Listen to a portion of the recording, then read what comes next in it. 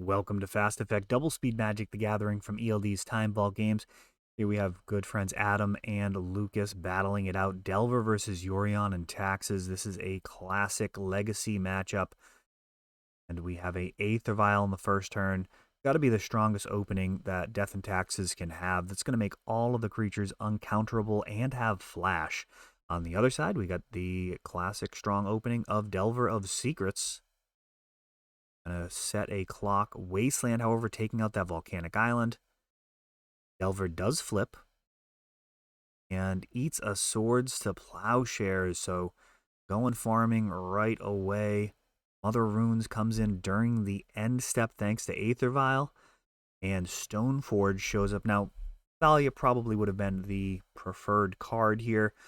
However, this is going to set a clock, and you can make an argument that Stoneforge Mystic is actually better in this situation. I mean, Kaldra is incredibly difficult for Blue-Red Delver to deal with. Batterskull, you can throw a giant Murktide in front of Batterskull and kind of stabilize. This Kaldra just relentlessly can keep attacking. Destructible, first strike.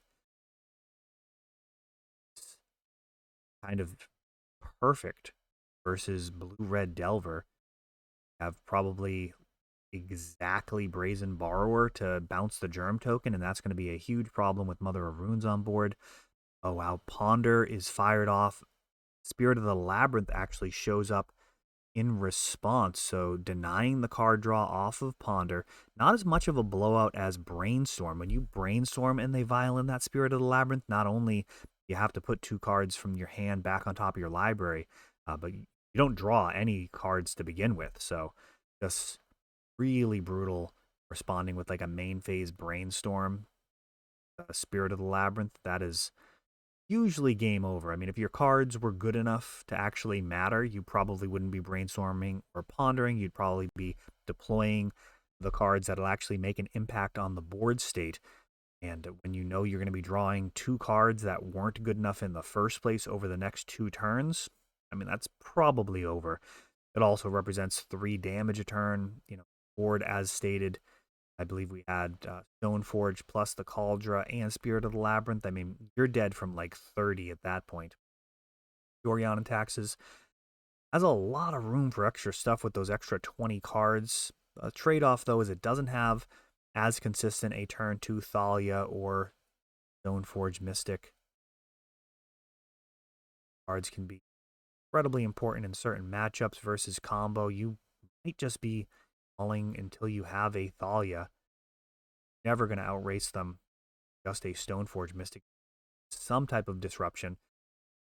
Most likely going after their mana base, taxing with Spirit of the Labyrinth, or with Thalia. Spirit of the Labyrinth can stop the card draw. Of course, Wasteland and Rishadenport. Messing with their dual lands are. We're going to skip over this sideboarding. So, Volcanic Island. A Mishra's Bauble. Mother of Runes just thrown out there. It's now or never to handle this. Oh, it's actually going to daze it. All right. Not really great, though, without having a threat down. Feels a little bad. Alia.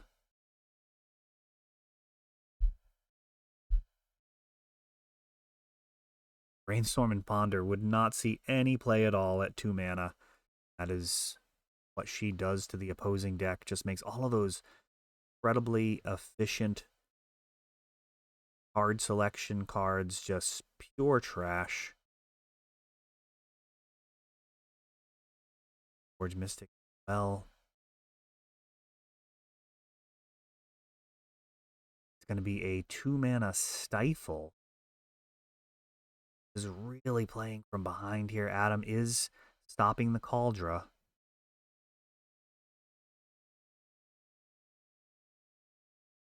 If that was just a 1 mana spell, it's possible he could have found a way to fire that off in response to equipment entering the battlefield. Oh, Torpor Orb. Alright, so that is going to do it. 8 pieces exchanging here.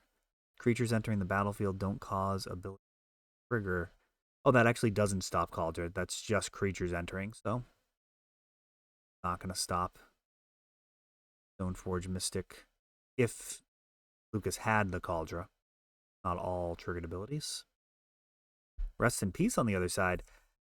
It's actually kind of a filthy card in this matchup. It's going to shut off the Murktide, which is your realistic path to victory. You're probably not going to actually beat Death and Taxes.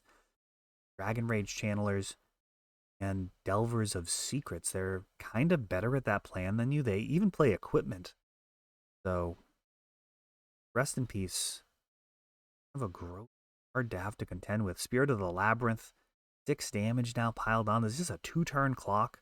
Adam is in a terrible spot here. And a Brazen Borrower is thinking about, does he go for Rest in Peace? He can't really go for Thalia, as Lucas will be able to return it with Karakas. Let's see if he... Yeah, he's going to miss this interaction. So Karakas bouncing the Thalia. So Brazen Borrower would have bounced it anyways, but using your own Karakas means that the Brazen Borrower has no legal target on resolution, so it's actually countered.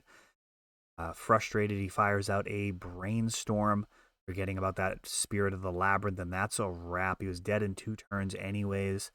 That is a violent set. Death and Taxes, best Delver of Secrets. Thank you for watching. For more magic from ELD's Time Vault games, be sure to subscribe and check out more videos just for you over here.